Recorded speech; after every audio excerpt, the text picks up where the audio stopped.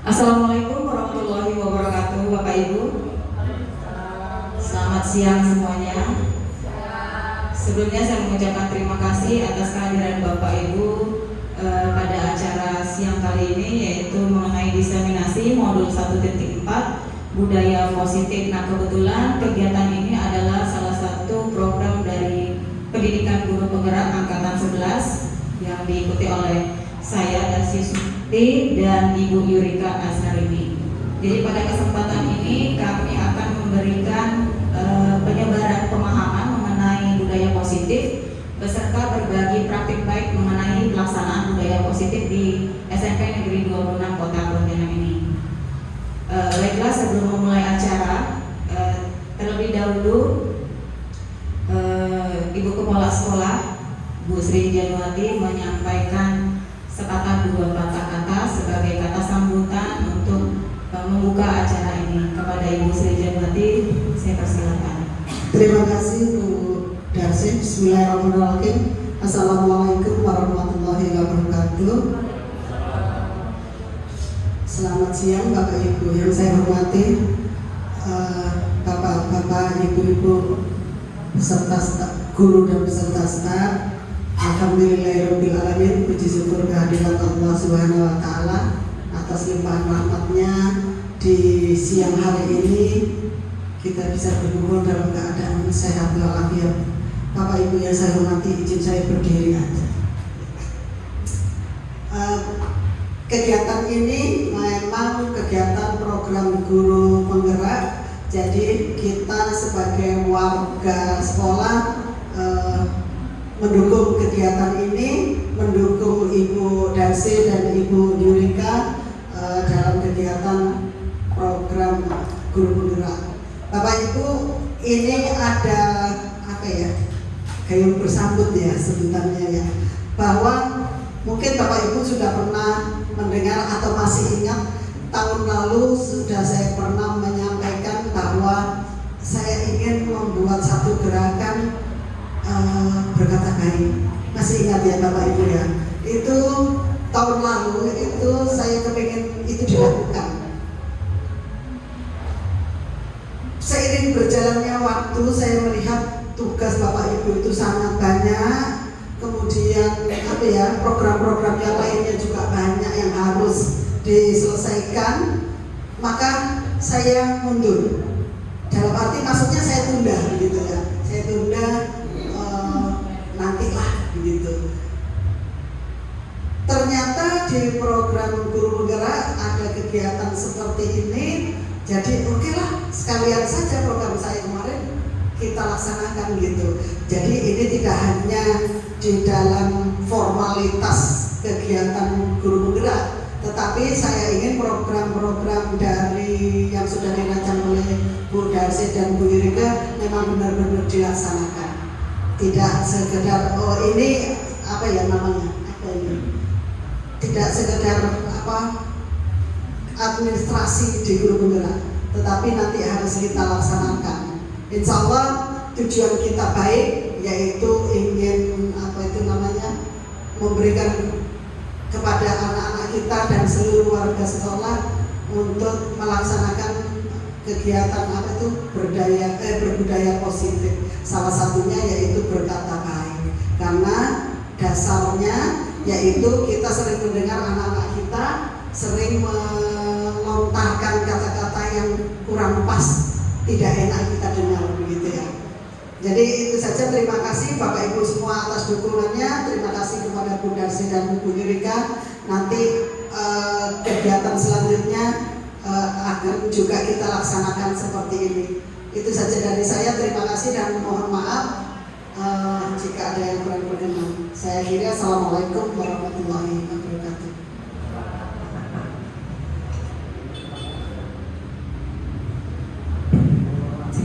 Baik, terima kasih kepada Ibu Sri Januati yang telah memberikan kata sambutan untuk membuka acara diseminasi modul 1.4 mengenai budaya positif. Baik Bapak Ibu, sekarang kita mulai ke acara intinya.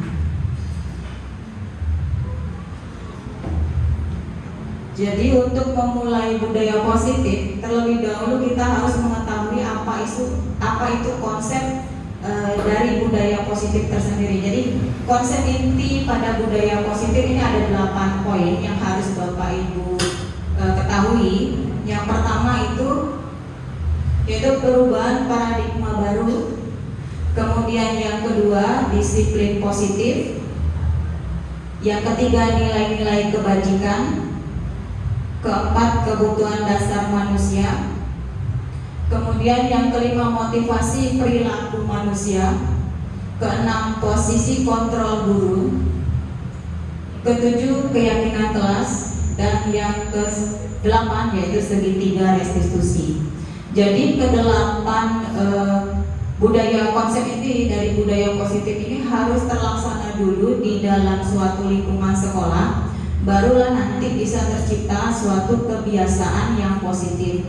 Seperti yang sudah disampaikan Ibu Kepala Sekolah tadi, bahwa budaya positif yang ingin kita laksanakan masih dalam taraf yang masih kecil dulu, seperti berkata baik. Jadi kita memulai dari hal yang kecil itu. Selanjutnya,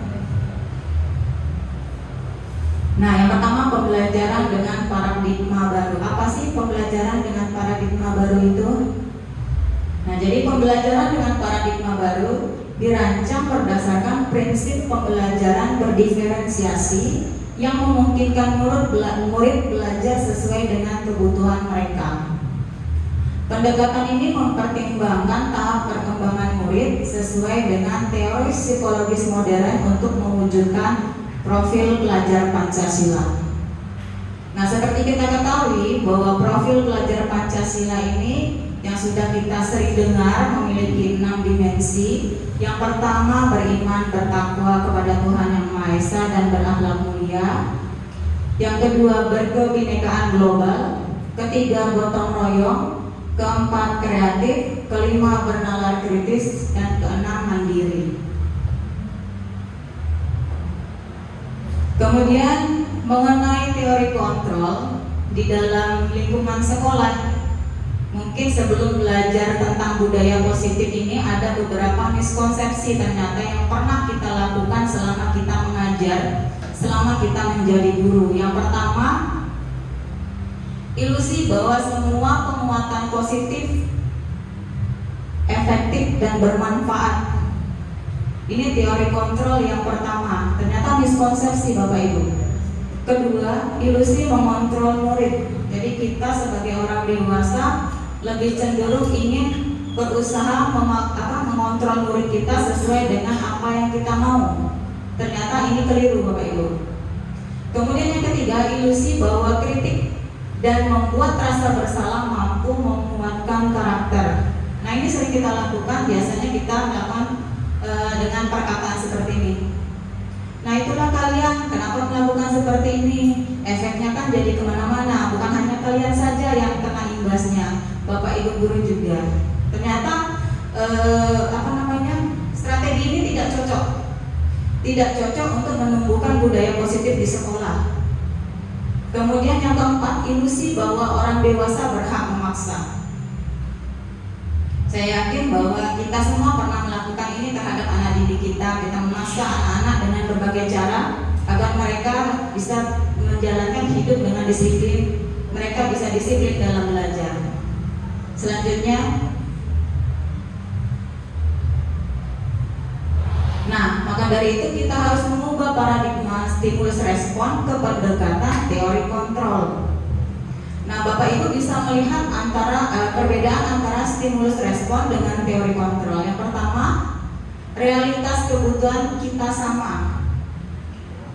Dan ternyata di teori kontrol, realitas kebutuhan kita itu masing-masing setiap individu berbeda. Maka dari itu kita harus melakukan sesuatu hal yang berbeda pula. Kita tidak bisa menyamaratakan perilaku untuk mengubah seseorang dengan strategi yang sama. Kemudian yang kedua, semua orang melihat hal yang sama. Nah, di teori kontrol setiap orang memiliki gambaran yang berbeda. Kemudian ketiga, kita mencoba mengubah orang agar berpandangan sama dengan kita. Di teori kontrol kita berusaha memahami pandangan orang lain tentang dunia. Kemudian yang keempat, perilaku buruk dilihat sebagai suatu kesalahan. Tetapi di dalam teori kontrol, semua perilaku itu memiliki tujuan. Kemudian orang lain bisa mengontrol saya. Tapi di teori kontrol hanya diri kita yang bisa mengontrol diri sendiri. Jadi hanya Anda yang bisa mengontrol diri Anda. Selanjutnya saya bisa mengontrol orang lain. Di teori kontrol Anda tidak bisa mengontrol orang lain. Kemudian di stimulus respon, pemaksaan ada di saat bujukan itu gagal.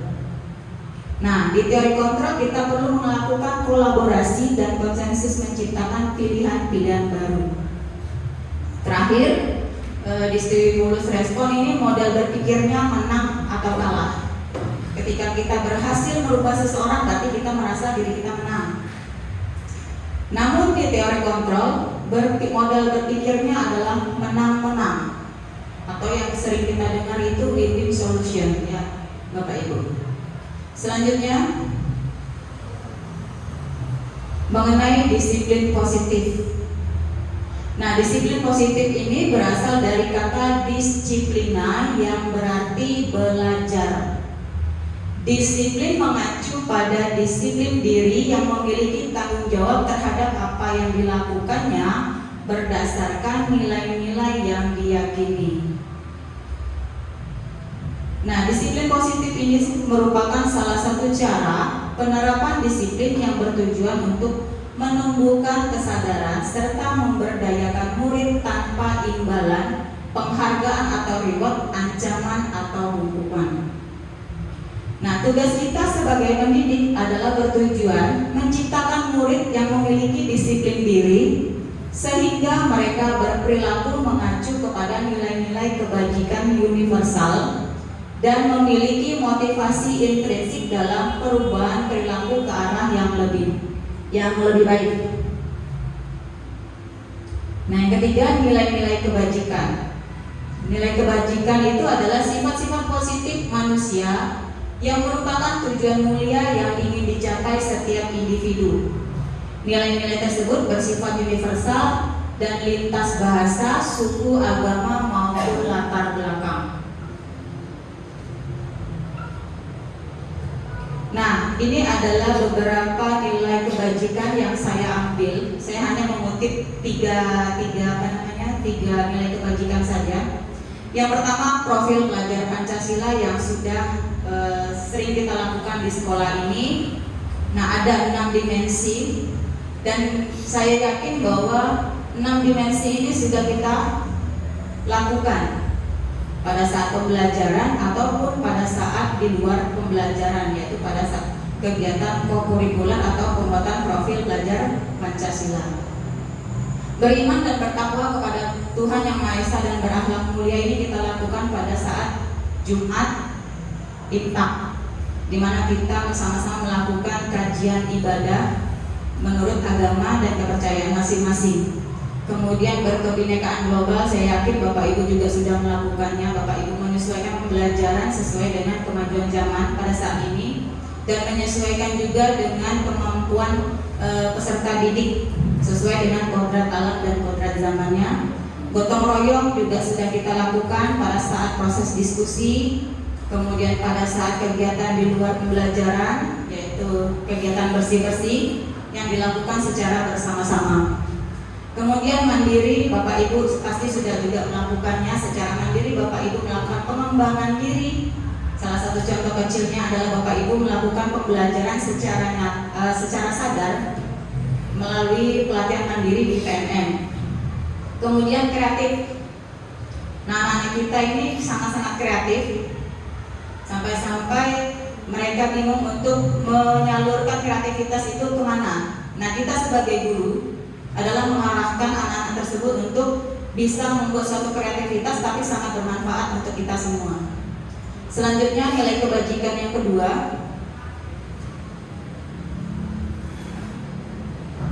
Ibo.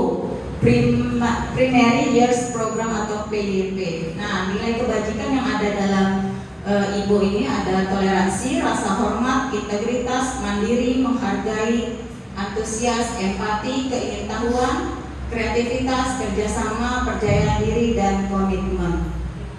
Jadi ini adalah nilai-nilai kebajikan atau nilai-nilai yang diyakini dalam diri setiap individu. Saya yakin Bapak Ibu juga pasti mempunyai keyakinan ini di dalam diri Bapak Ibu.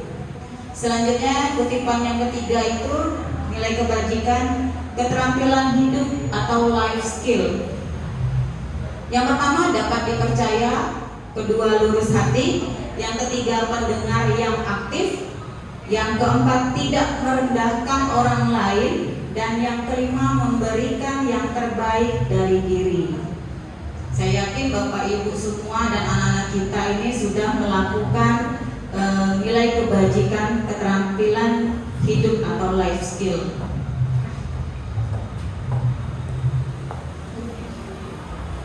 Nah, sebelum kita memulai, kita ice dulu. Silakan Bapak Ibu berdiri semua. Kita melakukan tepuk 5S sebagai salah satu program yang akan kita lakukan nanti. Tepuk 5S. Bila bertemu teman tersenyumlah, lalu ucapkan salam kepadanya. Sapa apa kabarnya, sopanlah terhadapnya, santunlah tanda kasih sayang kepadanya. Ayo Bapak Ibu, suaranya mana? Ayo, sekali lagi ya. Tepuk 5S. Bila bertemu teman tersenyumlah, lalu ucapkan salam kepadanya. Sapa apa kabarnya, sopanlah terhadapnya, santunlah tanda sayang kepadanya. Oke, terima kasih Bapak Ibu. Tepuk tangan. Silakan Pak. Oh, lagi. Nanti Bu Rika juga akan memberikan SBG. Nah, yang keempat adalah kebutuhan dasar manusia. Ternyata Bapak Ibu, setiap manusia itu melakukan suatu tindakan atas dasar pemenuhan kebutuhan. Makanya tadi dibilang tentang miskonsepsi, ternyata setiap anak yang melakukan tindakan yang salah itu pasti memiliki alasannya.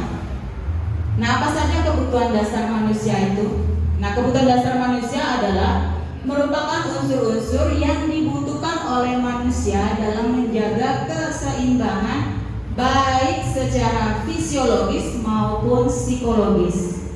Hal ini tentunya bertujuan untuk mempertahankan kehidupan dan kesehatan.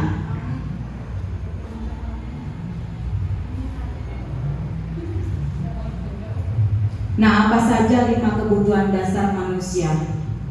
Jadi 5 kebutuhan dasar manusia yang pertama itu adalah bertahan hidup. Setuju ya Bapak Ibu bahwa kita punya kebutuhan untuk bertahan hidup. Yang kedua, kasih sayang dan rasa diterima. Kita hidup perlu untuk disayang dan diterima oleh komunitas kita atau orang-orang di sekeliling kita. Yang ketiga, kebebasan. Kita hidup perlu suatu kebebasan, entah itu kebebasan berpendapat, kebebasan dalam bertindak, kebebasan dalam menentukan pilihan hidup. Kemudian kesenangan. Kebutuhan kita adalah untuk mencari kesenangan dengan apa yang kita sukai.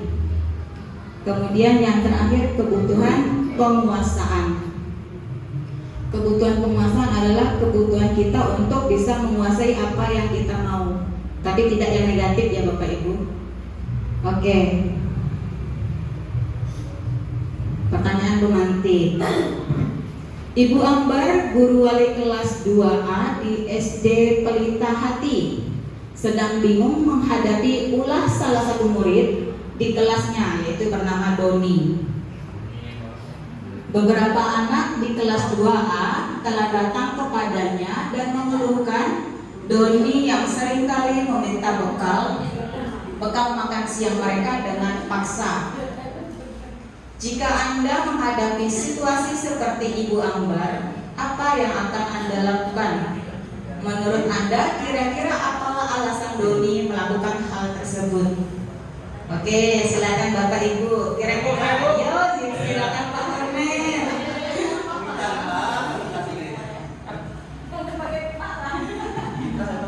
Ya, menurut kalau saya sebagai gurunya, maka saya akan panggil Doninya dan kenapa dia melakukan hal itu.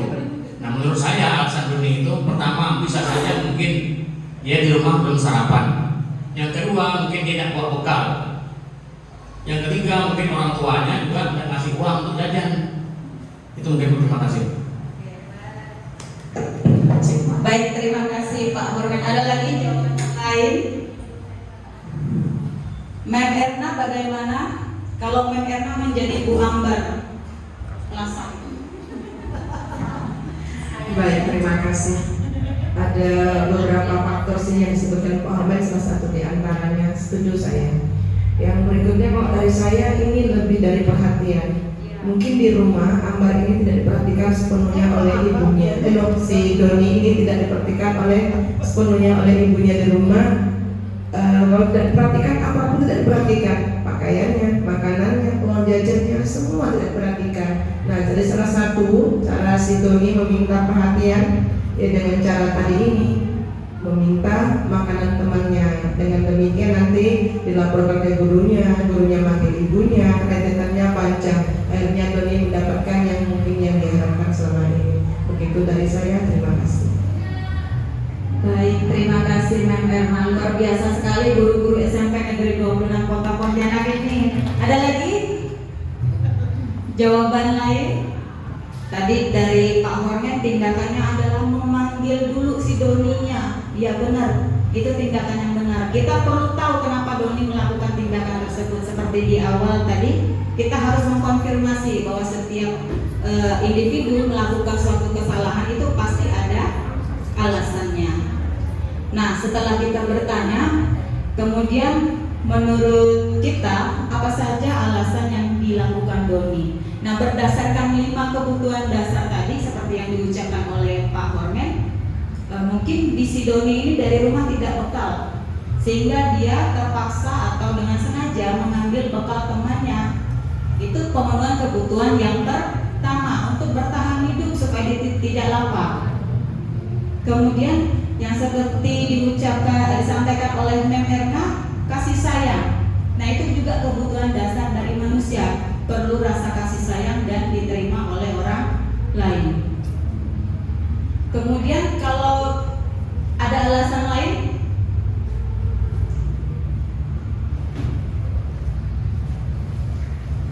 bertahan hidup sudah disampaikan oleh Pak Hormen. Kemudian kasih sayang sudah disampaikan oleh Mem Erna. Kira-kira alasan Doni untuk pemenuhan kebutuhannya yaitu kebebasan itu seperti apa? Alasan Doninya kira-kira? Kebebasan, kesenangan, kemudian penguasaan. Ada tambahan Bapak Ibu? Bu Noti?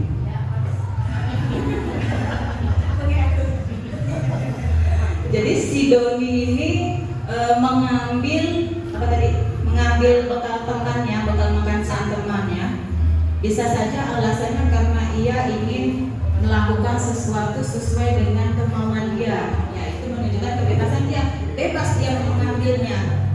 Itu untuk pemenuhan kebebasan dia. Kemudian kesenangan, tujuan dia melakukannya dengan senang. Kalau tanda bahasa kita itu agak lain. Agak lain. Jadi kesenangan dia ini mengambil bakal teman-temannya. Kemudian penguasaan, dia berhasil menguasai teman-teman yang dirampasnya ini. Nah, itu pemenuhan kebutuhannya. Nah, dari 5 kebutuhan dasar ini yang masih negatif, kita sebagai guru, sebagai pendidiklah yang menuntun murid-murid ini untuk memenuhi kebutuhan dasar ini secara positif. Jadi tidak ada lagi yang melakukan hal-hal negatif di sekolah. Oke, ini Bapak Ibu ada kuis.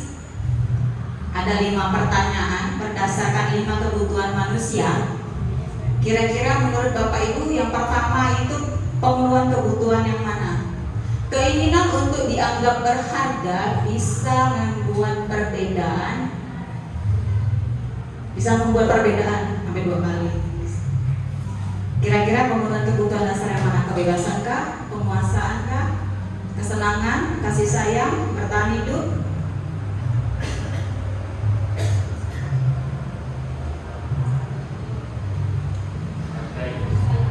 Gimana Pak Hermen? Yang pertama minta dihargai. Nah ini pilihannya ini.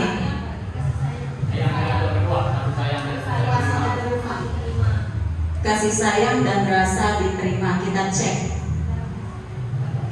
Penguasaan. Penguasaan. Keinginan untuk dianggap.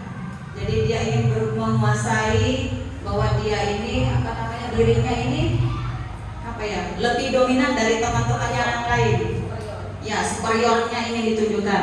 Kalau yang kedua, bermain, humor, antusiasme dan tertawa. Kesenangan. Cek. Oke, tepuk tangan. Yang ketiga, mandiri, memiliki pilihan, mencoba hal baru, mampu mengendalikan arah diri sendiri. Kita lihat. Ya. Kebebasan. Tepuk tangan lagi. Betul, benar. Kemudian yang keempat, kesehatan, rumah dan makanan. Kebutuhan dasar yang mana Pak? Yang pertama, bertahan hidup. Yang terakhir,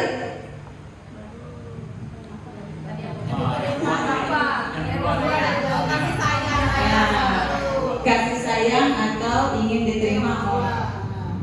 Ya, kasih sayang dan rasa diterima. Ternyata Bapak Ibu sudah tahu semua budaya positif ya. Ilmu-ilmu mengenai budaya positif sudah tahu semua.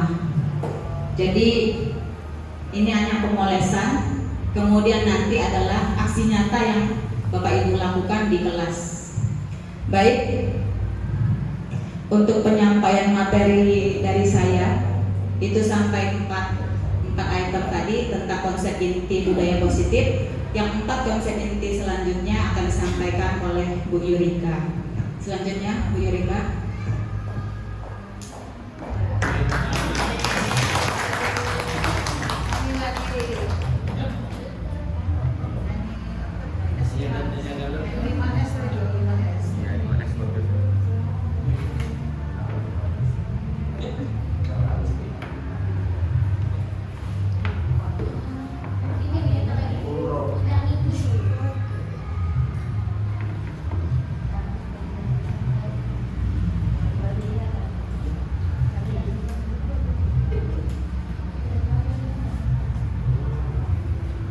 Baik, terima kasih Bu Darsi untuk penjelasannya. Saya akan melanjutkan apa yang telah disampaikan Bu Darsi tadi. Bismillahirrahmanirrahim. Assalamualaikum warahmatullahi wabarakatuh.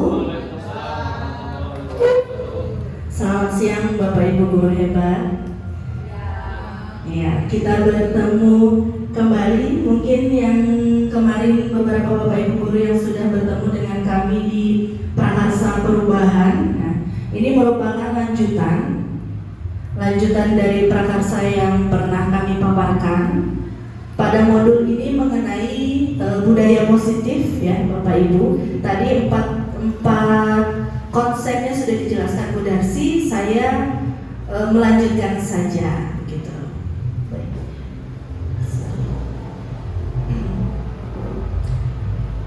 Untuk 4 konsep yang akan saya sampaikan Bapak Ibu, yang pertama mengenai motivasi perilaku manusia, ya, motivasi perilaku manusia. Nah, di sini menurut Diane Gosson dalam bukunya Restructuring School Discipline menyatakan bahwa ada 3 motivasi perilaku manusia, di mana 3 ini terbagi atas 2 jenis motivasi, yaitu motivasi eksternal dan motivasi internal. Nah, untuk motivasi yang pertama oleh manusia adalah untuk menghindari ketidaknyamanan atau hukuman. Nah, di mana Bapak Ibu motivasi ini merupakan perilaku motivasi yang terendah, di mana kita sebagai manusia biasanya punya motivasi untuk melakukan sesuatu itu berdasarkan supaya nggak dihukum, gitu. Menurut teori ini ya Bapak Ibu. Jadi bahwa bagaimana kita tidak mendapatkan hukuman atau ketidaknyamanan. Jadi kita sebagai manusia itu punya pertanyaan dalam diri, kalau saya tidak melakukan itu, apa ya hukumannya? Atau kira-kira apa yang terjadi yang tidak nyaman untuk saya? Nah, maka supaya menghindari hukuman atau ketidaknyamanan tersebut, maka kita sebagai manusia punya motivasi melakukan sesuatu untuk menghindari ketidaknyamanan atau hukuman. Nah, ini termasuk ke dalam motivasi eksternal. Yang kedua, nah ini di atasnya motivasi yang pertama, yaitu motivasi untuk mendapatkan imbalan atau penghargaan dari orang lain.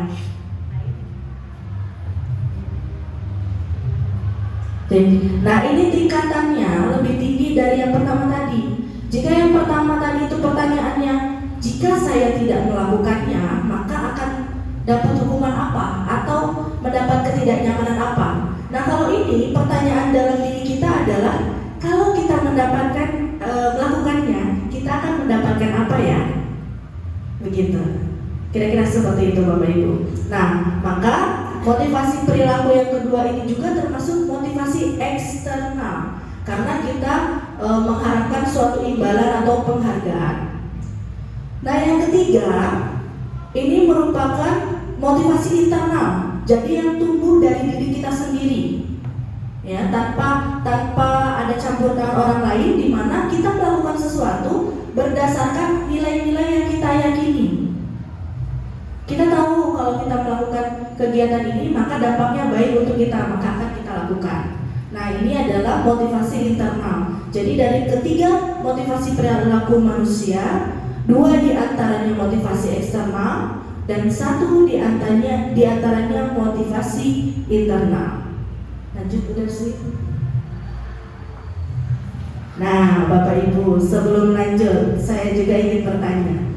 Menurut Bapak Ibu, dari ketiga jenis motivasi tadi, motivasi manakah yang paling banyak mendasari perilaku murid-murid kita yang ada di sekolah? Ya, silahkan yang ingin memberikan tanggapan. Kira-kira motivasi mana? Tadi kan ada 3 ya Bapak Ibu. Yang pertama menghindari hukuman, yang kedua ingin mendapatkan penghargaan, sederhananya seperti itu. Yang ketiga motivasi karena meyakini nilai-nilai yang ada dalam diri. Kira-kira motivasi mana yang dimiliki murid-murid kita? Apa Pak ya? Motivasi yang mana? Jujur boleh, gak apa-apa jujur. Menghindari hukuman katanya yang pertama. Mungkin Bapak Ibu ada yang lain? Ada kok murid kita yang punya motivasi nomor 3 ya, untuk meyakini, ada ya. Tapi paling banyak nomor 1 ya Pak.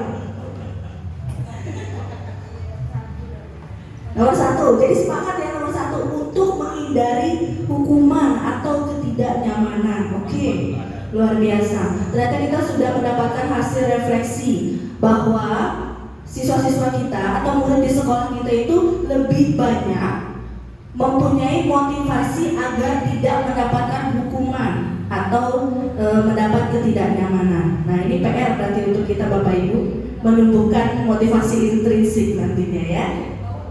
Oke. Nah, karena kita sudah mengetahui motivasi perilaku manusia Bapak Ibu, selanjutnya saya akan beranjak ke konsep hukuman, konsekuensi, dan restitusi. Nah, tapi sebelum saya menjelaskan masing-masing atau membagikan pemahaman kami mengenai hukuman, konsekuensi, dan restitusi, saya akan membacakan satu kasus. Nah, Bapak Ibu nanti coba menjawab kasus ini apakah termasuknya hukuman, konsekuensi, atau restitusi. Iva kurang menguasai pelajaran matematika, sehingga pada saat pelajaran tersebut berlangsung, dia lebih banyak berdiam diri atau menggambar di buku pelajarannya. pada saat guru matematikanya Pak Seno menanyakan pertanyaan, Iva menjadi gugup dan tak sengaja menjatuhkan tasnya dari kursi, serta tiba-tiba menjadi gagap pada saat berupaya menjawab. Seluruh kelas pun tertawa melihat perilaku Iva yang bicaranya tergagap dan terkejut tersebut. Pak Seno pada saat itu membiarkan teman-teman Iva menertawakan Iva yang tergagap dan malu luar biasa, dan malahan minta Iva untuk maju ke depan dan berdiri di depan kelas sambil menunjuk hidungnya karena tidak bisa menjawab pertanyaan Pak Seno. Kelas makin gaduh dan anak-anak pun tertawa melihat Iva dari depan kelas memegang ujung hidungnya. Selanjutnya Bu Darsi ada pertanyaan berdasarkan ini. Jadi Iva ini sedang tidak konsentrasi, kemudian Pak Seno suruh jawab pertanyaan, tapi Iva tidak bisa dan tergagap. Jadi teman-temannya menertawakannya. Pertanyaannya Bapak Ibu, apakah Bapak Ibu setuju dengan tindakan Pak Seno terhadap Iva? Setuju nggak? Tidak. Kenapa? Kenapa Bu Novi nggak setuju, Bu Novi? Ayo. Nggak apa-apa Bu Novi, kita sharing-sharing aja, banyakin sharing Bapak Ibu. Ya. Ayo Bu Novi. Silakan. Ya, kita sharing ya Bu Ika. Siap Bu Novi, sharing ya. Kalau dilihat dari tindakan Pak Seno, kurang setuju. Karena sebaiknya Pak Seno itu tanya dulu sama Ivanya, kenapa dia melamun. Itu yang pertama. Pak Seno harus tanya dulu kenapa Ivanya melamun. Tuh, harus tanya dulu anaknya kenapa melamun. Setelah itu baru bisa jawab pendekatan secara personal. Jadi jangan langsung dihukum aja gitu. Terus memberikan efek malu ke anak itu akan membuat trauma tersendiri buat anak. Gitu.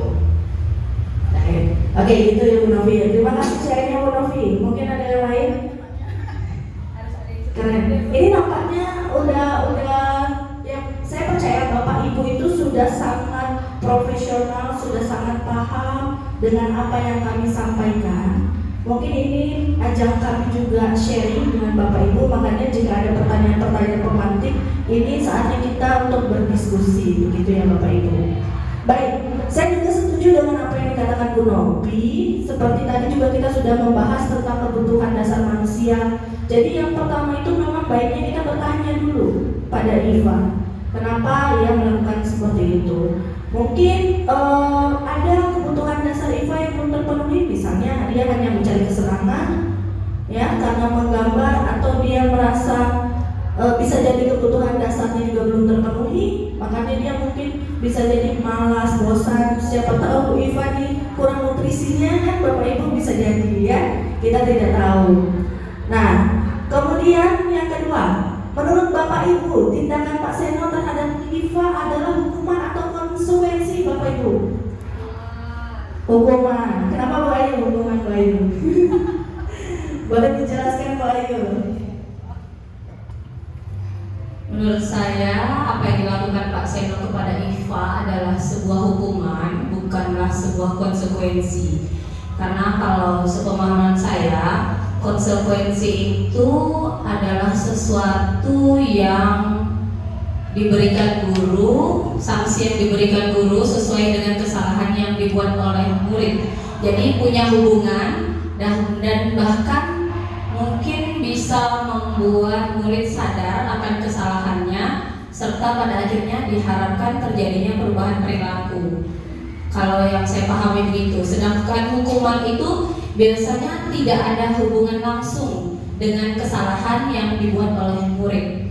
Begitu, terima kasih. Oke, terima kasih Bu Ayu, keren banget jawabannya.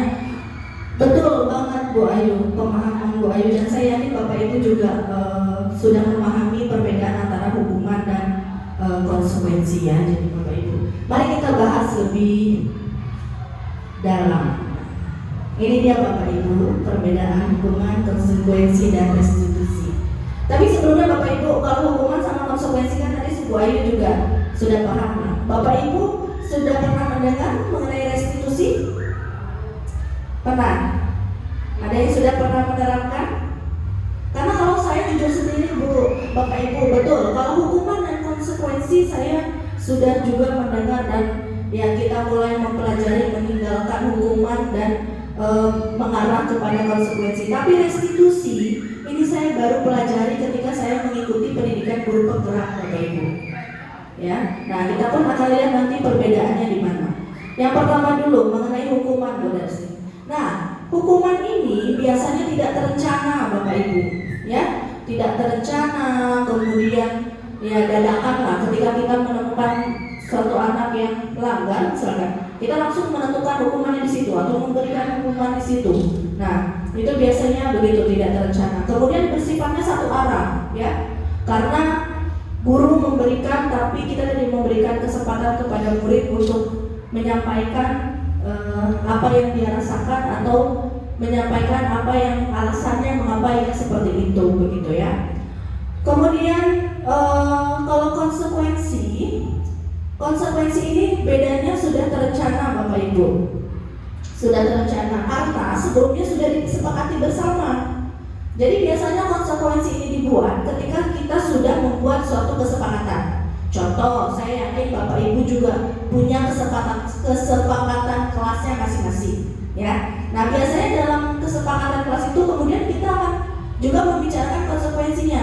Jika melanggar kesepakatan yang sudah kita sepakati ini, maka apa konsekuensinya? Nah, itu biasanya sudah sepaket, ya, yang sudah terencana, sudah disepakati, dan sudah didiskusikan begitu antara guru dan murid. Jadi kalau konsekuensi ini dua arah, ya.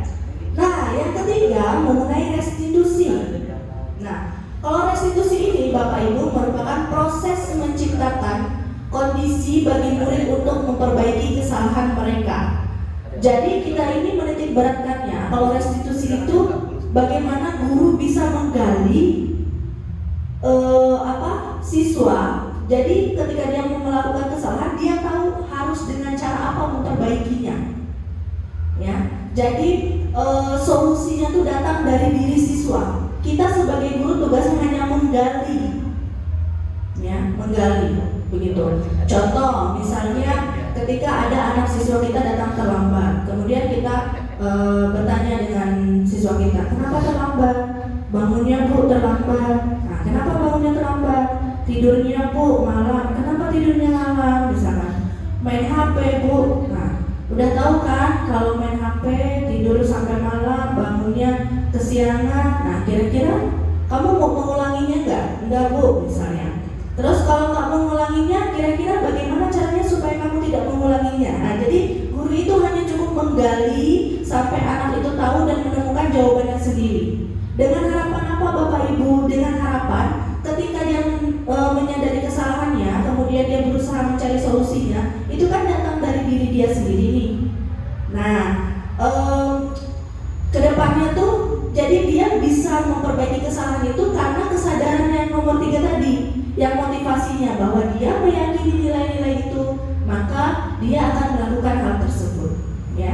Jadi dia tahu nih terlambat itu kan melanggar peraturan sekolah misalnya. Nah, supaya nggak terlambat bagaimana? Supaya nggak bangun terlambat seperti apa? Nah, berarti main handphonenya dibatasi Bu. Nah, bagaimana supaya kamu bisa dibatasi main handphonenya? Nanti saya serahkan orang tua saya Bu, misalnya, dan lain seterusnya. Begitu kira-kira ya, Bapak Ibu. Itulah yang disebut restitusi. Dan lanjut Bu Darsi. Nah, mari Bapak Ibu kita membedakan antara hukuman dan konsekuensi.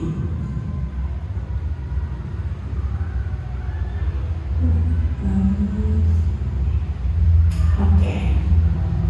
Kurang besar ya. Misalnya Bu Darsi, misalnya Bu Darsi. Nah, yang pertama Bapak Ibu, ada tindakan guru seperti ini. Mencatat 100 kali di dalam buku kalimat, saya tidak akan terlambat lagi karena terlambat ke sekolah. Hukuman atau konsekuensi? Hukuman ya Bapak Ibu. Oke.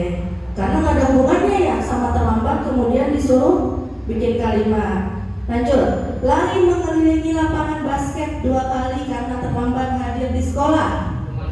Hukuman. Memberikan coretan yang dibuat Baik, membersihkan coretan yang dibuatnya di meja tulis. Konsekuensi, mantap deh, mantap banget nih Pak Hom. Murid diminta untuk push up 15 kali karena tidak menggunakan masker ke sekolah. Hukuman, berjemur di lapangan basket jam 12 siang karena mengobrol dengan teman. Hukuman, murid diminta telanjang kaki sepanjang hari karena tidak menggunakan sepatu warna hitam sesuai peraturan sekolah. Ayo. Hukuman. Kalau konsekuensi itu dia ganti. Ayo.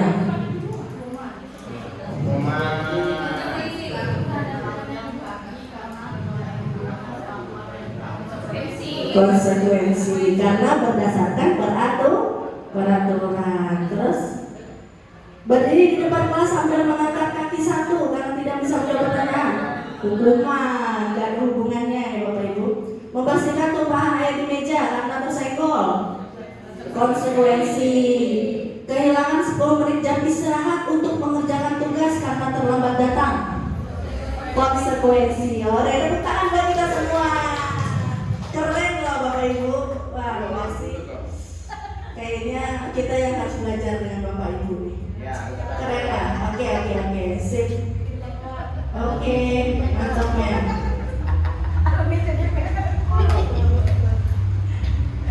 Keren. Nah, konsep yang selanjutnya Bapak Ibu mengenai 5 posisi kontrol. Mungkin Bapak Ibu ada yang sudah pernah dengar juga. Karena jujur Bapak Ibu lagi-lagi saya mendengar ini baru ketika saya mengikuti pendidikan guru penggerak. 5 posisi kontrol. Ya, yang harus sebagai guru kita harus memahami 5 posisi kontrol ini. Oposisi. Ya, posisi ya. Ya. Udah pernah dengar Pak Sikor? Udah. Oh, keren Pak Sikor nih ya. Pas paham ya. Bisa memposisikan diri. Oke. Baik. Jadi ada 5 Bapak Ibu seperti yang tulis di depan. Yang pertama posisi sebagai penghukum. Ya, dimana sebagai seorang guru, kalau kita sebagai posisi penghukum, maka itu adalah posisi yang negatif, Bapak Ibu ternyata. Ya, artinya kita sebagai guru hanya menghukum saja. Artinya apa? Menyalahkan murid saja. Murid salah, udah kita berikan hukuman saja. Nah, ini posisi yang paling buruk, Bapak Ibu, posisi negatif. Ya. Yang kedua, membuat orang merasa bersalah. Nah, ini biasanya guru ini membuat murid merasa bersalah. Contoh misalkan tadi kita ada siswa terlambat, kemudian kita bertanya dengan murid itu, tapi kemudian begini, kamu nih ya terlambat terus, kamu gak kasihan sama ibu, nanti ibu kena marah sama kepala sekolah, kamu nih udah berapa kali terlambat lagi. Nah, jadi membuat menekankan pada murid itu bahwa karena kesalahannya akan merembet kepada kesalahan lain termasuk kita sebagai gurunya gitu. Nah, di posisi yang kedua ini juga Bapak Ibu ternyata itu juga posisi yang negatif. Karena ketika kita membuat murid merasa bersalah, dia tentunya makin terpuruk gitu. Bukan tersadar akan kesalahannya gitu. Kemudian yang ketiga posisi teman. Nah, ternyata di posisi teman ini juga termasuknya posisi yang positif, tidak lagi negatif, tapi kurang pas lah ibaratnya. Contohnya posisikan teman itu seperti ini, gestur yang menyenangkan, bahasa yang menyenangkan, terus menganggap siswa teman yang gimana sih kamu kok terlambat terus, misalnya. Terus kan ibu udah bilang kemarin katanya kamu gak terlambat lagi, mana janjinya sama ibu. Nah, kira-kira seperti itulah Bapak Ibu ya. Jadi menganggap siswa itu teman. Nah, ini sebenarnya posisi yang positif tapi kurang pas Bapak Ibu. Kemudian yang keempat adalah posisi pemantau. Ya, nah kalau posisi pemantau ini juga tidak teman, tapi juga tidak memberi rasa bersalah. Ia lebih ke dia bisa menempatkan bahwa kenapa terlambat. Kalau terlambat apa konsekuensinya? Nah itu masih bisa ya Bapak Ibu, masih bisa menempatkan begitu, masih bisa mencari kenapa anak ini terlambat, kemudian konsekuensinya apa, mengarahkan ya. Ini pemantau ini juga di posisi yang positif, tapi lagi-lagi masih kurang pas lah gitu ya Bapak Ibu. Nah, yang terakhir yaitu posisi manajer.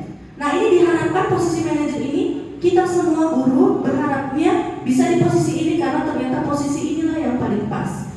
Jadi ketika kita menjadi posisi manajer, ini ada kaitannya semua tadi ya Bapak Ibu. Kita akan memahami kebutuhan dasar anak. Kemudian kita akan tahu bahwa ketika anak melakukan kesalahan, konsekuensi apa yang harus dia dapatkan, nilai-nilai mana yang dilanggar, dan bagaimana mengarahkan siswa ini pada restitusi tadi. Jadi anak ini bisa tumbuh restitusinya, sadar akan apa yang dia lakukan. Begitu. Lanjut Bu Darsi. Nah, ini nggak kelihatan kali ya Bapak Ibu, saya bacakan aja ya. Nah, jadi ada dua kan posisi di atas itu Bu Darsi, maaf. Nah, ini kan ada perilaku kontrol negatif. Tadi yang saya sampaikan adalah di posisi penghukum dengan pembuat merasa bersalah. Contohnya, guru itu berbuat kalau sebagai penghukum itu menghardik tadi, terus kemudian yang menyalahkan murid lah gitu. Gimana sih kamu terlambat terus dan lain sebagainya, apalagi dengan nunjuk-nunjuk misalnya, nunjuk-nunjuk, tolak leher misalkan, bukan lagi tolak pinggang ya. Nah itu menyakiti lah. Nah itu di posisi penghukum. Kalau di pembuat rasa bersalah, nah itu tadi berceramah untuk menunjukkan kekecewaan. Jadi dia lebih banyak menyampaikan kalau dengan kesalahannya dia bahwa banyak kesalahan lain gitu yang timbul. Kemudian kalau sebagai teman membuat alasan-alasan untuk muridnya. Yang pemantau menghitung dan mengukur. Yang terakhir mengajukan pertanyaan-pertanyaan. Bawahnya Bu Darsi. Contoh-contohnya udah ada Bapak Ibu, bahkan bagaimana kalau guru sebagai penghukum itu biasanya berkata, kalau kamu tidak melakukannya, Ibu akan, nah misalnya. Kemudian kamu sudah mengecewakan Bapak Ibu, ini di posisi pembuat bersalah. Kemudian lakukan untuk Ibu ya, nanti Ibu bantu bereskan. Itu sebagai teman. Terus kalau sebagai pemantau, apa peraturannya, apa konsekuensinya, itu sebagai pemantau. Kalau sebagai manajer, apa yang kamu yakini, ya. Kemudian maukah kamu memperbaikinya? Kalau kamu memperbaikinya, nanti kira-kira hal tersebut akan menjadi seperti apa atau menggambarkan apa dalam dirimu, kira-kira seperti itu. Nah hubungannya nanti ke segitiga restitusi ya Bapak Ibu. Nah kira-kira seperti ini. Nah dari 5 posisi kontrol tadi juga menghasilkan beberapa, ada hasilnya ya. Yang pertama, kalau kita sebagai posisi penghukum, biasanya siswa menjadi pemberontak, bahkan menjadi penendam. Itu Bapak Ibu, kalau kita sebagai penghukum. Nah kalau kita sebagai pembuat rasa bersalah, itu biasanya siswa akan mudah menyangkal, berbohong gitu ya, menyembunyikan. Nah itu sebagai pembuat rasa bersalah. Kalau di posisi teman, itu siswa akan ketergantungan dengan kita.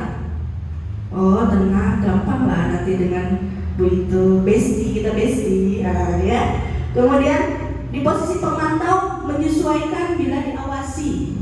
Jadi siswa itu menyesuaikan kalau kita awasi aja. Nah yang terakhir, kalau kita posisi kontrol, maka menguatkan watak atau karakter. Begitu yang diharapkan kira-kira Bapak Ibu. Next. Satu lagi terus. Next. Oke. Nah, selanjutnya konsep mengenai, ini konsep yang ketiga ya Bapak Ibu, mengenai apa itu keyakinan kelas. Untuk menjawab ini, kita pakai pertanyaan pemantik dulu Bapak Ibu. Menurut Bapak Ibu, mengapa keyakinan kelas? Mengapa tidak peraturan kelas saja? Ayo, kenapa Bu Iki? Ayo, mengapa keyakinan kelas? Mengapa tidak peraturan kelas saja?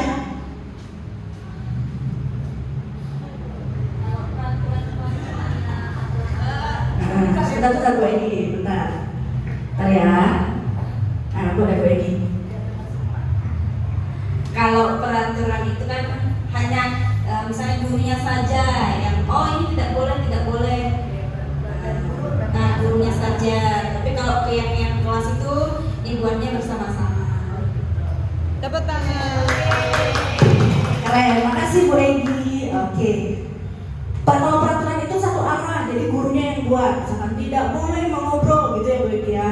Nah, kalau keyakinan kelas secara bersama-sama, oke, sangat bisa diterima. Yang kedua, mengapa adanya keyakinan kelas penting untuk terbentuknya sebuah budaya positif?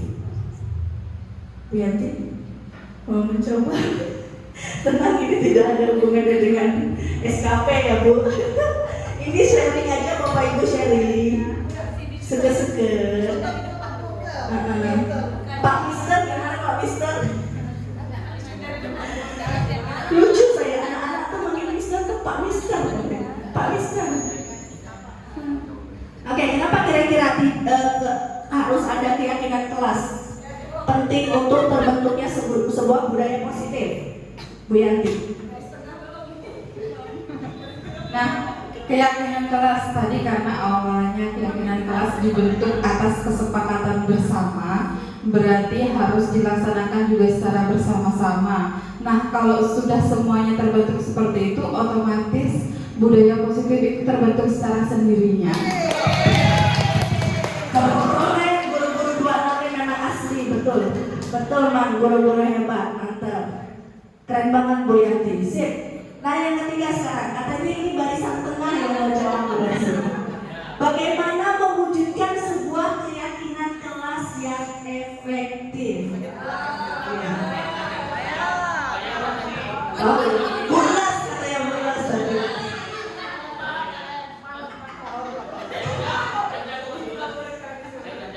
Bu Neni katanya Bu Neni, Amiben. Ya, Amiben.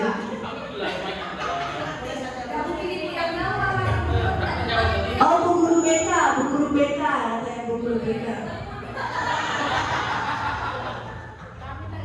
Ini tips and triknya loh Bapak Ibu, ayo. Siapa yang punya tipsnya? Bagaimana mewujudkan sebuah keyakinan kelas yang efektif? Gak apa-apa Bu Ayu, ayo semangat muda. Yang muda yang benar. Bisa dipikirkan nanti ya Bu ya. Bisa dipikirkan nanti.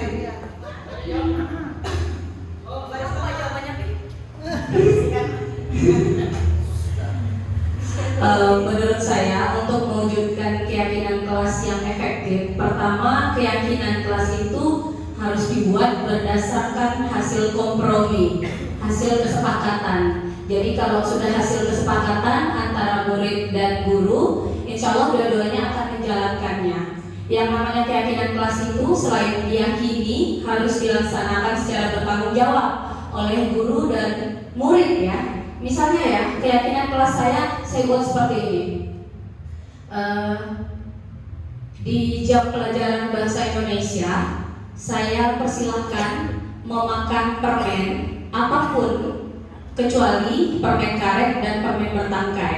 Jadi ketika ingin makan permen, murid bisa melakukan, saya bisa melakukan. Tapi kalau ada murid yang memakan permen bertangkai, nah itu akan saya sampaikan lagi keyakinan kelas yang sudah kita sepakati sebelumnya. Atau keyakinan kelas yang saya buat misalnya ketika saya mengharuskan murid berbicara dengan bahasa Indonesia yang baik dan benar di dalam kelas, maka saya sebagai guru bahasa Indonesia harus terus-teruskan berbicara dengan bahasa Indonesia yang baik dan benar. Atau misalnya keyakinan kelasnya ketika ada murid yang terlambat, saya memberi kategori terlambat kepada murid saya adalah ketika kamu berada di belakang saya, itu kategori terlambat. Seandainya saya baru naik ke kelas 15 menit setelah bel berbunyi, tapi murid ini ada di depan saya, dia tidak terlambat. Dan keyakinan kelas itu kami yakini sehingga kami jalankan dan kami paham betul konsekuensi apa yang diterima ketika keyakinan kelas itu dilanggar atau tidak dilakukan sebagaimana mestinya. Jadi menurut saya untuk membuat keyakinan kelas yang efektif adalah keyakinan kelas itu harus dibuat berdasarkan kompromi antara guru dan murid. Keyakinan kelas itu harus selain dikompromikan dan tahu betul siswa konsekuensinya apa apabila melanggarnya. Konsekuensi itu harus dijalankan oleh kedua belah pihak gitu. Jangan tiba-tiba nanti, Bu, kan kami jalannya di depan ibu terlambatnya 30 menit, kok kami diberi konsekuensi? Nah, itu kan artinya saya tidak memegang teguh keyakinan. Oke, terima kasih Bu Ayu, tepuk tangan buat Bu Ayu. Iya, keren. Terima kasih Bu Ayu. Nah, saya rasa kita sepakat ya Bapak Ibu ya, apa yang disampaikan Bapak Ibu guru hebat kita tadi sudah sangat mewakili. Nah, sekarang kita lanjut.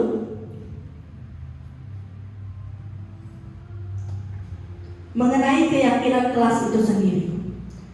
Ya. Jadi Bapak Ibu, ternyata keyakinan kelas itu lebih bersifat abstrak daripada peraturan. Ya, namun dia lebih rinci dan konkret. Nanti kita bahas seperti apa ya Bapak Ibu. Kemudian keyakinan kelas berupa pernyataan-pernyataan universal. Kemudian pernyataan keyakinan kelas senantiasa dibuat dalam bentuk positif. Dan keyakinan kelas hendaknya tidak terlalu banyak sehingga mudah diingat dan dipahami oleh warga kelas. Jadi bentuknya kira-kira kesepakatan kelas itu Bapak Ibu, kita berawal dari membuat dulu peraturan atau berawal dari peraturan Bapak Ibu. Contoh misalkan peraturannya adalah kan berpakaian sesuai aturan ya. Di sekolah kita kan punya aturan seperti itu ya. Berpakaian sesuai aturan. Nah, ketika kita akan membuat keyakinan kelas, maka kita harus tahu nilai yang terkandung dalam berpakaian sesuai aturan itu apa. Misalkan disiplin dan tanggung jawab.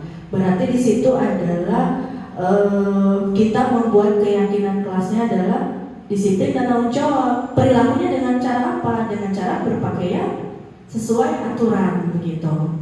Kira-kira. Atau kemudian ada lagi dilarang membuang sampah sembarangan. Nah, itu kan katanya masih negatif. Kita buat ke yang positif dulu.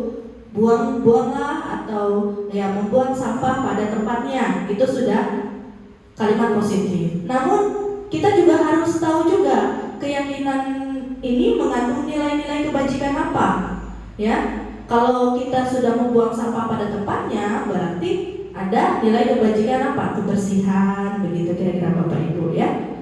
Kemudian kesehatan di dalamnya ada.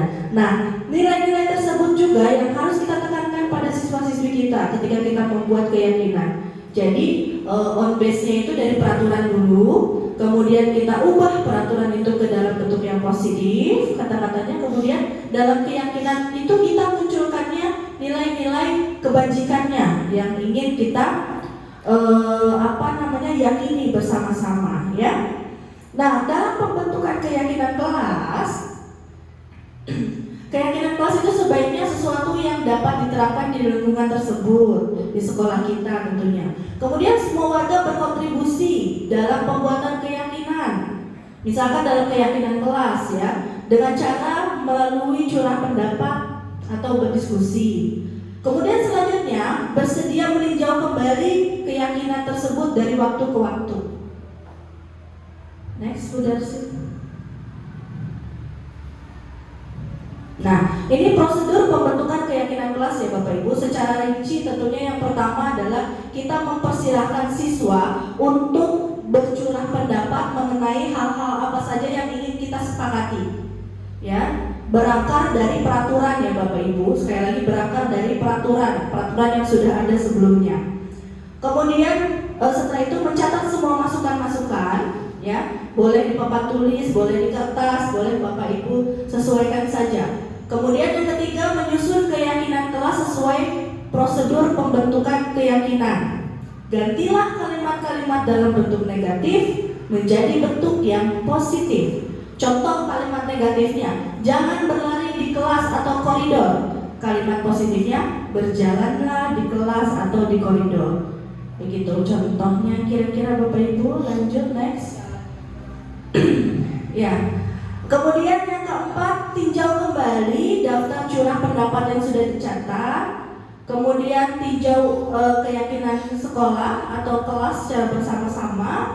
Setelah keyakinan dibuat, maka semua warga kelas menyetujui dengan cara menandatangani, dan yang terakhir keyakinan tersebut bisa ditempel atau dilekatkan di mana di tempat yang mudah terlihat. Saya rasa Bapak Ibu juga sudah sering membuat kesepakatan, tapi ternyata kesepakatan dengan keyakinan yang saya pahami juga sedikit berbeda ya Bapak Ibu, sedikit saja, karena itu tadi kesepakatan kelas itu lebih, dia tuh di tengah-tengah ternyata posisinya. Kalau ini peraturan, ini kesepakatan, ini keyakinan. Jadi kalau keyakinan yang saya pahami memang menitik beratkannya kepada nilai-nilai yang terkandung di dalamnya gitu. Jadi kalau kesepakatan kelas nggak masalah tadi, misalkan kita makan permen di kelas is okay gitu kan. Tapi sesuai aturan, dalam arti kan ya makan permen dia juga nggak mungkin buang sampah atau ambil mulutnya misalnya, ya, tetap menjaga kesopanan. Nah, kalau di keyakinan kelas kita akan buatnya itunya tadi, menjaga kesopanan, berarti seperti itu kira-kira. Nah, yang ketiga Bapak Ibu mengenai segitiga restitusi. Jadi sebenarnya semua konsep budaya positif ini saling keterkaitan ya Bapak Ibu. Nah, yang paling terakhir ini kita akan berbagi mengenai apa itu segitiga restitusi. Tadi kan kalau kita sudah memahami restitusi sendiri adalah proses ya, usaha kita untuk membuat siswa menyadari dan berusaha memperbaiki kesalahan yang dia buat. Nah, kalau segitiga restitusi ini Bapak Ibu adalah tahapan yang kita lakukan sebagai guru agar restitusi itu timbul di siswa. Maka disebutnya segitiga restitusi, ya. Jadi segitiga restitusi ini adalah tahapan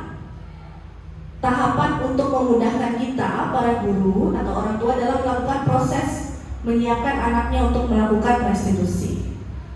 Jadi apa saja tahapannya?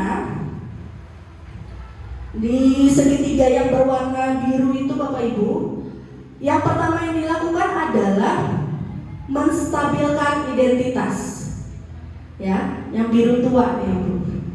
Menstabilkan identitas paling bawah. Nah, dalam menstabilkan identitas biasanya guru itu melakukan menstabilkan identitas siswa. Contoh, kita menghadapi siswa tadi yang datang terlambat. Kita sebagai guru bisa menyampaikan bahwa setiap orang pasti pernah melakukan kesalahan, atau mungkin setiap orang bisa saja pernah terlambat. Ibu juga pernah kok terlambat, nah, misalnya seperti itu ya. Nah, selanjutnya dari menstabilkan identitas itu kita memvalidasi tindakan yang salah. Selanjutnya setelah kita membuat mereka menstabilkan identitas itu, selanjutnya ke validasi tindakan yang salah. Contohnya kita akan bertanya atau menyampaikan, tentunya kamu punya alasan kenapa terlambat. Coba disampaikan kenapa kamu terlambat hari ini. Nah, ini untuk memvalidasi tindakan yang salah. Selanjutnya tahapan yang ketiga adalah menanyakan keyakinan. Misalnya si anak ini sudah menjelaskan, ya Bu, saya terlambat tidur malam dan sebagainya. Kita akan menanyakan keyakinan yang sudah dibuat sebelumnya. Jadi kamu tahu nak, kalau terlambat itu melanggar, ya Bu, misalkan, saya salah, sudah melanggar. Nah, jadi yang kamu yakini itu seperti apa? Datang ke sekolah tepat waktu atau terlambat misalnya. Terus anak bilang tidak datang tepat waktu Bu, sesuai aturan misalnya, atau yang kita sepakati bersama, atau keyakinan yang sudah dibuat. Nah, jadi kita gali terus apa yang ia yakini gitu. Selanjutnya, apakah kamu mau mengulanginya misalnya? Nah, supaya tidak mengulanginya seperti apa? Nah, lagi-lagi si segitiga restitusi ini ya bisa dilakukan untuk menggali keyakinan siswa, menggali kebutuhan dasar siswa yang tadi sudah disampaikan Bu Darsi di tahapan segitiga restitusi ini. Intinya tahapan segitiga restitusi ini untuk menumbuhkan restitusi pada siswa. Begitu Bapak Ibu. Untuk pertanyaannya bisa Bapak Ibu atur sendiri kok, seperti apanya gitu. Tapi tujuannya adalah menstabilkan identitas, memvalidasi tindakan yang salah, dan yang terakhir adalah menguatkan keyakinan, begitu ya. Nah, ini contoh-contoh Bapak Ibu kalimat-kalimat yang menstabilkan identitas. Misalnya, berbuat salah itu tidak apa-apa, atau tidak ada manusia yang sempurna. Kemudian, saya juga pernah melakukan kesalahan seperti itu, atau kita bisa menyelesaikan ini, dan lain sebagainya ya Bapak Ibu. Begitu juga di validasi tindakan yang salah. Ini juga ada beberapa kalimat yang diberikan contoh ya, berdasarkan di modul juga, dan yang pernah juga kami bahas begitu. Contohnya, padahal kamu bisa melakukan yang lebih buruk dari ini ya, tapi kamu memilih untuknya tidak memilih hal tersebut, misalnya seperti itu, memvalidasi. Kemudian kamu pasti punya alasan mengapa melakukan hal itu. Itu sih pertanyaan paling sering ya Bapak Ibu sebenarnya. Kamu pasti punya alasan melakukan hal itu. Nah, yang ketiga, untuk menanyakan keyakinan. Contohnya, apa yang kita percayai sebagai kelas atau keluarga, kemudian apa nilai-nilai yang telah kita sepakati. Nah, Bapak Ibu, mari kita berdiskusi. Ya, kita lihat dulu kasus di modul 2.6.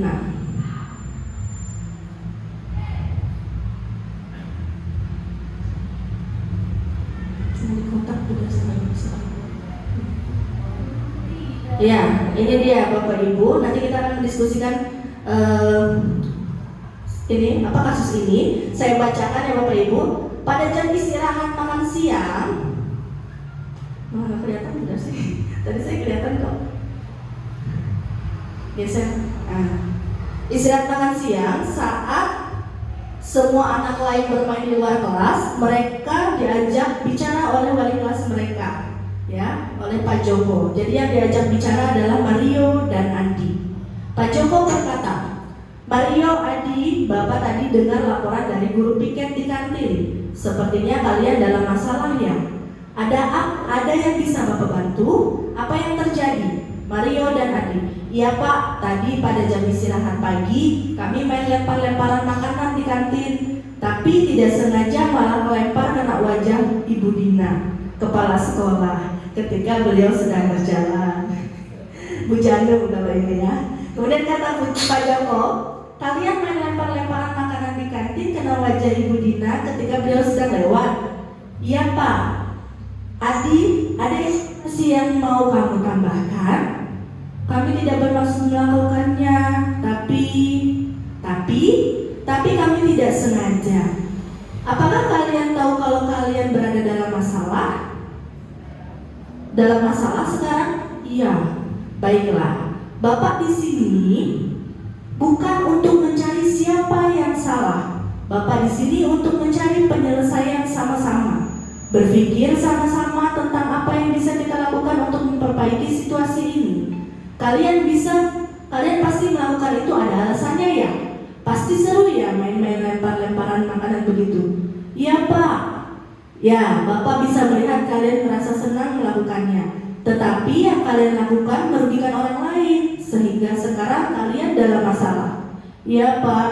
Sekarang mari kita bicara tentang keyakinan kelas dan keyakinan sekolah kita. Apa yang kita percaya? Yang mana yang belum kalian tunjukkan? Kita harus bersikap baik satu sama lain, kata Mario. Kata Andi, menghormati orang lain dan menghormati dirimu sendiri. Pak Joko berkata, kalian berdua ingat dengan baik keyakinan kelas kita.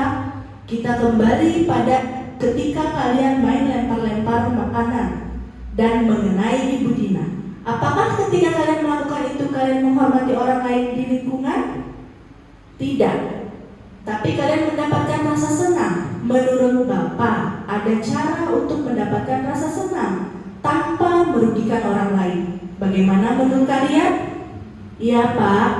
Nah, sekarang mari kita selalu mengindahkan keyakinan kelas kita. Besok kita ke kantin dan kalian bisa berperilaku lebih baik lagi. Oke, kembali ke Pertanyaan Bunda. Ini sengaja nggak saya banyak. Oke.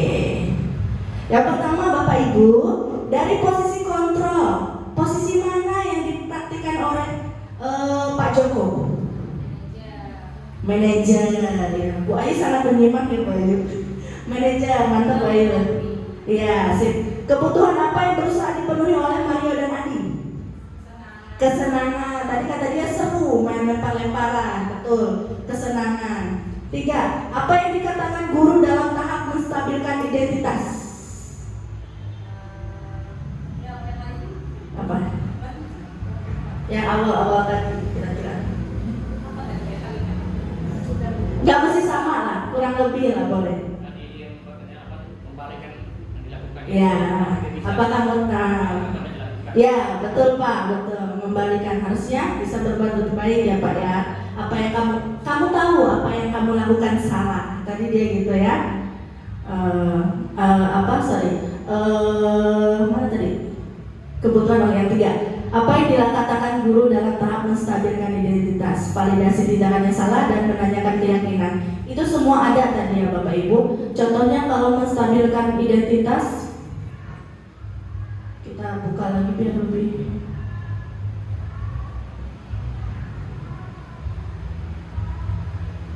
Nah, ya. Paling atas udah ya Pak. Ada yang bisa membantu bukan?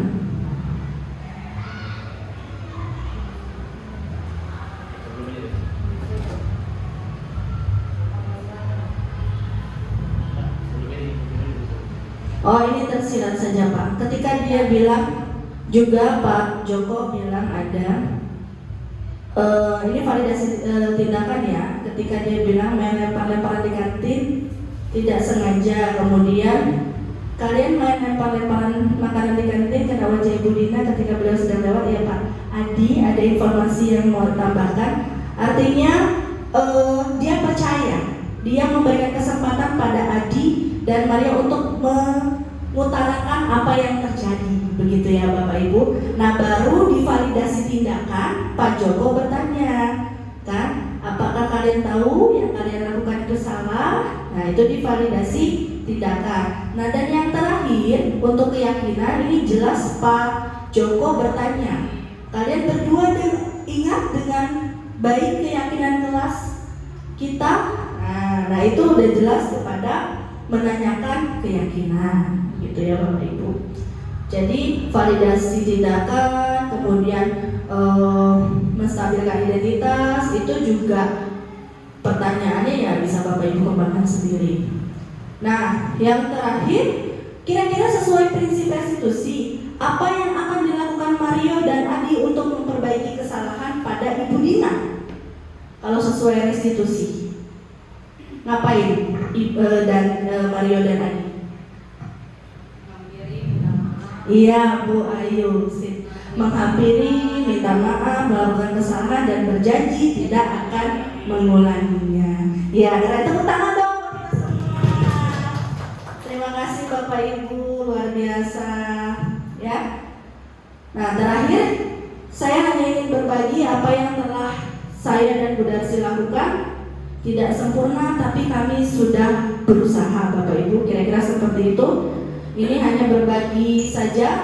Yang pertama itu kami sama-sama membuat keyakinan kelas. Bu Darsi membuat keyakinan kelas matematika dan saya membuat keyakinan kelas di kelas yang saya wali kelasi, begitu. Lanjut Bu Darsi, sesuai proses yang pertama adalah bercurah pendapat ya Bapak Ibu. Kemudian di proses yang kedua menuliskan hasil curah pendapat di papan tulis. Lanjut Bu Darsi. Kemudian menyusun keyakinan kelas. Jadi setelah curah pendapat yang ditulis siswa, kita guru menyusun keyakinan kelas tersebut. Selanjutnya Bu Darsi. Kemudian pembuatan keyakinan kelas dengan meninjau kembali, menandatangani, kemudian menempelnya. Gitu. Itu untuk praktek pembuatan keyakinan kelas. Selanjutnya kami sudah melakukan penerapan segitiga restitusi. Bu Darsi kepada siswa kelas 8 dan saya kepada kelas yang saya wali kelasi, sesuai juga dengan keyakinan kelas yang sudah kami yakini bersama dan kami sepakati. Begitu kira-kira Bapak Ibu. Terima kasih untuk perhatiannya dan kesempatannya kepada kami untuk bisa terus berbagi. Kami yang juga masih belajar ini, tapi kami juga tidak ingin belajar berdua saja ya Bu Darsi. Kami juga ingin membagikan, semoga walaupun sedikit dari kami bisa bermanfaat untuk kita semua dan terutama untuk sekolah kita tercinta SMP Negeri 26 Kota Pontianak. Akhir kata, terima kasih Bapak Ibu. Wabillahi taufiq wal hidayah. Wassalamualaikum warahmatullahi wabarakatuh.